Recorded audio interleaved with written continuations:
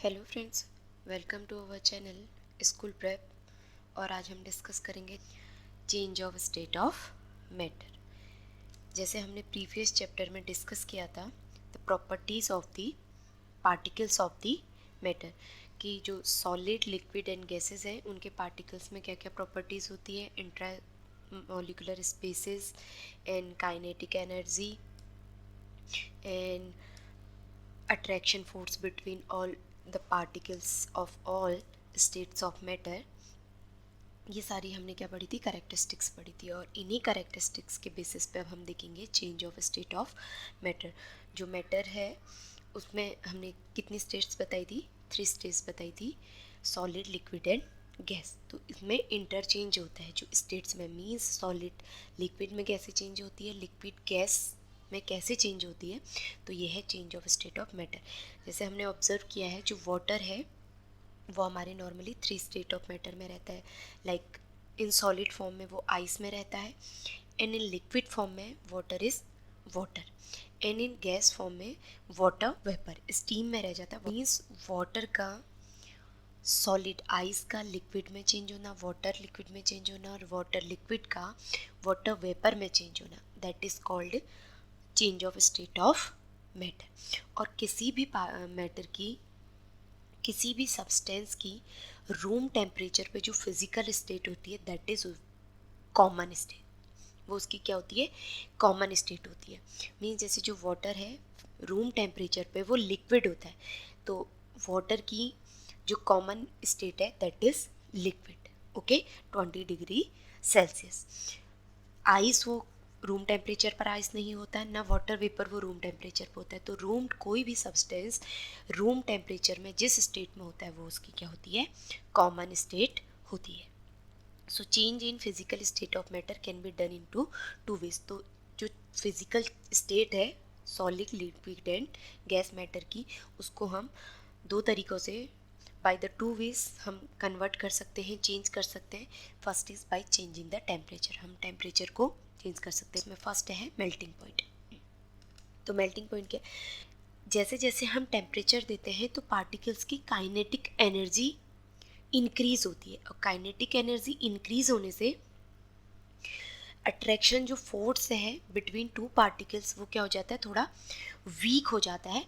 Means जो particles हैं वो अपना फिक्स्ड स्पेस क्या होते हैं, छोड़ देते हैं, लेफ्ट कर देते हैं। तो मेल्टिंग पॉइंट क्या है, एक ऐसा एक जब हम हीट देते रहते हैं तो काइनेटिक एनर्जी बढ़ने से स्पेस अट्रैक्शन फोर्स वीक पड़ता है, जिससे क्या होता है, एक पॉइंट ऐसा आता है, एक टेम्परेचर पॉइंट ऐसा आता है जिस टेम्परेचर पे जो सॉलिड होता है वो किस में, लिक्विड में चेंज होना स्टार्ट होता है। मीन्स जो सॉलिड है वो मेल्ट होना शुरू करता है, लिक्विड बनाता है। तो उस पॉइंट को बोलते हैं, उस टेम्परेचर पॉइंट को बोला जाता है मेल्टिंग पॉइंट। आइस का जो मेल्टिंग पॉइंट है वो है 0 डिग्री सेल्सियस और 273.16 केल्विन। ओके, तो हम इसको एक एक्सपेरिमेंट के थ्रू समझ लेते हैं। एक बीकर लिया जाता है, इसमें आइस के पीसेस लिए जाते हैं, बहुत सारे आइस के पीसेस लिए जाते हैं, और इसमें लेबोरेटरी थर्मामीटर डाल दिया जाता है।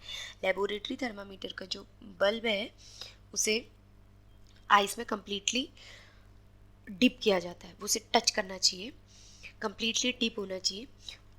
और अब इसे धीरे धीरे क्या दी जाती है, बर्नर से इसको हीट दी जाती है।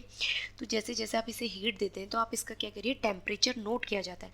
टेम्परेचर नोट करेंगे जब आइस, वो टेम्परेचर जिसमें आइस मेल्ट होना स्टार्ट करती है, आइस स्टार्टिंग टू मेल्ट होना स्टार्ट करती है, उसमें आप ऑब्जर्वेट करिए। टेम्परेचर को क्या करा जाता है, नोट किया जाता है। आफ्टर दैट जब पूरा मेल्ट हो जाता है, कंप्लीट आइस, जो आइस है वो कम्प्लीटली फुली किस में चेंज हो जाती है, लिक्विड में चेंज हो जाती है। उस टेम्परेचर को आप नोट करिए, तो आप देखेंगे कि जब आइस ने मेल्ट होना स्टार्ट हुआ, कंप्लीट चेंज हो गया, आइस का मेल्ट हो गया, तो टेम्परेचर इज कांस्टेंट 0 डिग्री का, टेम्परेचर में चेंज नहीं होता। थर्मामीटर में आप देखेंगे जब मेल्ट होना शुरू है that is also 0 degree Celsius, और जब कंप्लीट चेंज हो जाती है लिक्विड में तब भी उसका टेम्परेचर 0 डिग्री सेल्सियस ही रहता है। इतनी हीट दी जाती है, लेकिन हीट देने के बावजूद भी क्या होता है, हीट सप्लाई करने पर भी जो टेम्परेचर है उसमें चेंजेस नहीं आते, टेम्परेचर कांस्टेंट रहता है। तो उसका रीज़न क्या है, जो आपको हीट दी जाती है, वो हीट क्या करती है, जो आइस के पार्टिकल्स हैं उनके बीच में जो अट्रैक्शन फोर्स है, attraction force between particles of ice, उनके अट्रैक्शन फोर्स को वीक करने का काम करती है, मींस काइनेटिक एनर्जी बढ़ाने का काम करती है, नॉट टेम्परेचर बढ़ाने का काम नहीं करती। तो ये हिडन हीट होती है, that hidden heat is called latent heat. Okay, तो लेटेंट हीट ऑफ फ्यूजन, तो the amount of heat required to change 1 kg solid of its liquid state, means आप समझ कह सकते हैं कि लेटेंट और हीट ऑफ फ्यूजन क्या है, जब किसी सॉलिड को लिक्विड में चेंज करने के लिए जो हीट गेन होती है, that is called latent heat of fusion. Solid को लिक्विड में मेल्ट करने के लिए जिस हीट की जो हीट हमें गेन होती है, लेटेंट हीट हमेशा हिडन हीट होती है। तो क्या करती है, काइनेटिक एनर्जी को इंक्रीज करती है और फोर्स ऑफ अट्रैक्शन को वीक करती है। तो फोर्स ऑफ अट्रैक्शन को वीक करने के कारण ये जो सॉलिड होते हैं, सॉलिड के पार्टिकल्स होते हैं, अपने फिक्स्ड स्पेस को छोड़ देते हैं और लिक्विड में चेंज हो जाते हैं। इसलिए टेम्परेचर में कोई भी चेंजेस नहीं होते, टेम्परेचर हमेशा कांस्टेंट रहता है, ये केवल फिजिकल स्टेट चेंज करती है जो लेटेंट हीट होती है। तो जो fusion, latent heat of fusion है वो मेल्टिंग है, मेल्ट करने के लिए में जो हीट हमें गेन होती है, that is latent heat of fusion. Okay, आपको तो इस प्रकार क्या होता है, जो आइस होती है, सॉलिड होता है, वो किस में चेंज हो जाता है, लिक्विड स्टेट में चेंज हो जाता है। Next is boiling point. अब इसी को आप धीरे धीरे क्या करते हैं, जो वाटर है उसको आप स्टीर करते रहते हैं, घुमाते रहते हैं, तो आप देखेंगे एक टेम्परेचर वो नोट करेंगे जब वो बॉईल होना शुरू करता है वाटर। अब हम उसे हीट देंगे बर्नर से तो वो बॉईल होना स्टार्ट करेगा, उस बॉईल टेम्परेचर को करेंगे, और जब तक कंप्लीट वाटर वेपर में चेंज नहीं हो जाता है उसका टेम्परेचर नोट करेंगे। तो आप देखेंगे कि that is constant 100 degree Celsius. 100 degree Celsius ही रहता है जब वो बॉईल होना स्टार्ट होता है और मैक्सिमम पार्ट ऑफ वाटर का कंप्लीट बॉइल्ड होके वाटर वेपर में चेंज नहीं हो जाता, तब तक 100 डिग्री सेल्सियस ही कांस्टेंट रहता है। तो इसमें भी यही सेम कॉन्सेप्ट है कि जो लिक्विड के बीच में जो अट्रैक्शन फोर्स है, लिक्विड पार्टिकल्स के बीच में जो अट्रैक्शन फोर्स है, उसको क्या करता है, जो आपको हीट मिल रही है वो टेम्परेचर में कोई इफेक्ट नहीं करती। जो हीट है वो अट्रैक्शन फोर्स को वीक करती है और लिक्विड को water vapour means gaseous state में चेंज करती है, मींस हिडन हीट। तो इसे बोलते हैं latent heat of vaporisation, means किसी भी लिक्विड को गैसियस स्टेट में चेंज करने में जो हमें हीट गेन होती है, that is called latent heat of vaporisation. और इसी हिडन हीट है, it is also hidden heat. तो इसी के कारण, इसी लेटेंट हीट के कारण जो लिक्विड है वो किस स्टेट में चेंज हो जा रहा है, गैसियस स्टेट में चेंज हो जा रहा है। इसीलिए हमारा जो टेम्परेचर, इसमें कोई इफेक्ट नहीं पड़ता, ये केवल क्या करती है, सॉलिड स्टेट को लिक्विड स्टेट में चेंज करती है और लिक्विड स्टेट को गैसियस स्टेट में चेंज करती है। Means latent heat physical state, changing of physical state का रीज़न होती है, इसमें टेम्परेचर में कोई भी इफेक्ट नहीं होता है। Okay, the next is sublimation. जितने भी सब्सटेंस हैं जब उन्हें हीट मिलती है तो सॉलिड हमेशा डायरेक्टली किस में चेंज होता है, लिक्विड में चेंज होता है, आफ्टर लिक्विड किस में चेंज होता है, गैस में। और जब कूलिंग होती है तो गैसियस स्टेट लिक्विड में चेंज होती है, लिक्विड सॉलिड में चेंज होता है। बट कुछ ऐसे सब्सटेंस हैं like iodine, naphthalene and ammonium chloride, ये एक ऐसे सब्सटेंस हैं जिन्हें हीट दी जाती है तो वो सॉलिड से डायरेक्टली गैसियस स्टेट में चेंज होते हैं, वेपर में चेंज हो जाते हैं, वो लिक्विड स्टेट में चेंज नहीं होते। एंड अगर उनको ऑन कूलिंग, ठंडा करने पर, without passing the through of liquid state, वो लिक्विड स्टेट को पास नहीं करते, डायरेक्ट सॉलिड स्टेट में चेंज हो जाते हैं। तो इस प्रोसेस को बोला जाता है sublimation, the change of solid directly into vapours on heating and the vapours into solid on cooling without passing through the intervening the liquid state is called sublimation. इसको एक एक्सपेरिमेंट के थ्रू समझ लेते हैं। चाइना डिश लेते हैं, China dish में हम अमोनियम क्लोराइड के पीसेस ले लेते हैं और इसको एक इन्वर्टेड फनल के थ्रू क्लोज कर लेते हैं और इन्वर्टेड फनल के जो स्टेम का सबसे एंड पॉइंट है इसको कॉटन प्लग से बंद कर देते हैं। ओके, आफ्टर दैट हम इसे बर्नर के थ्रू हम इसे क्या करते हैं, हीट देते हैं। हीट देने पर जो हमारी अमोनियम क्लोराइड के टुकड़े हैं उसमें वाटर वेपर्स, अमोनियम क्लोराइड किस में चेंज होती है, वाइट कलर के वाटर वेपर में चेंज होती है। ऑन कूलिंग जो आपकी वाटर वेपर है, जो सॉरी अमोनियम क्लोराइड वेपर है, वो जो फ्यूनल है उसकी वॉल्स में क्या हो जाती है, वाइट कलर के वॉल्स में चिपक जाती है, मीन्स सॉलिड फॉर्म में आ जाती है। इट मीन्स इससे ये शो होता है, कंक्लूजन निकलता है कि कुछ ऐसे सब्सटेंस होते हैं जो हीट करने पर डायरेक्ट सॉलिड से गैसियस स्टेट में चेंज होते हैं, और कुछ और कूल करने पे ऑन कूलिंग वो वाटर वेपर से डायरेक्ट सॉलिड स्टेट में चेंज होते हैं।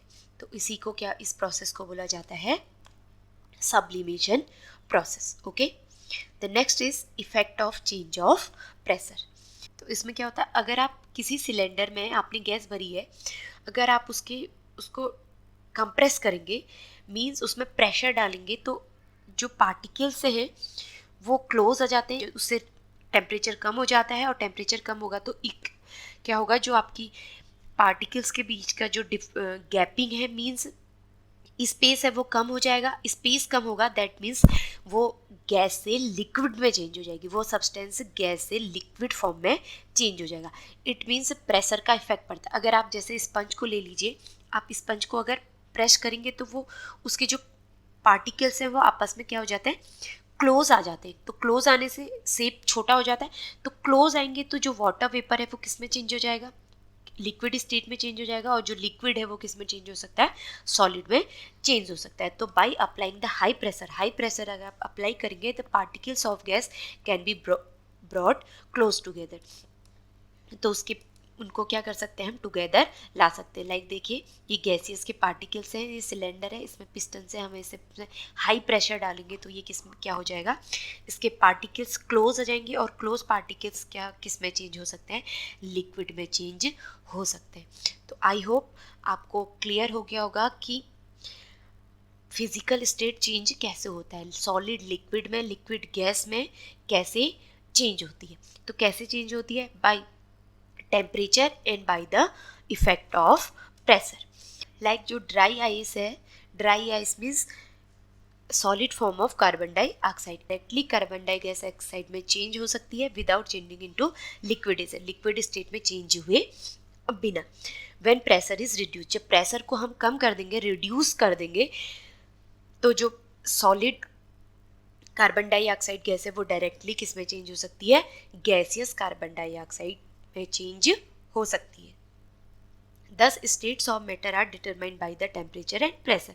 तो किस में चेंज हो जाता है, जो मैटर है वो डिटरमाइंड किसके थ्रू होता है, टेम्परेचर एंड प्रेशर के थ्रू डिटरमाइंड हो सकता है। एक एग्जाम्पल देख लेते हैं, जो सॉलिड है वो fusion, latent of heat of fusion जब उसे मिलती है तो वो लिक्विड में चेंज होता है हीटिंग पे, और लिक्विड को हीट किया जाए तो लेटेंट हीट ऑफ वेपोराइजेशन से वो गैसियस स्टेट में चेंज हो सकता है। वहीं गैसियस स्टेट को जब क्या करा जाता है, कूल किया जाता है, कंडेंसेशन की प्रोसेस होती है, तो वो अगेन लिक्विड में चेंज होता है, और लिक्विड को सॉलिडिफिकेशन, उसका टेम्परेचर और कम किया जाए तो वो सॉलिड में चेंज हो जाता है। और एक कुछ सब्सटेंसेस ऐसे होते हैं जो जिससे सॉलिड करने पर डायरेक्टली सब्लिमेशन के थ्रू डायरेक्टली गैस में चेंज हो जाते हैं, और गैसियस स्टेट से सब्लिमेशन के थ्रू डायरेक्टली सॉलिड स्टेट में चेंज हो जाते हैं, मीन्स इसमें लिक्विड स्टेट नहीं आती है।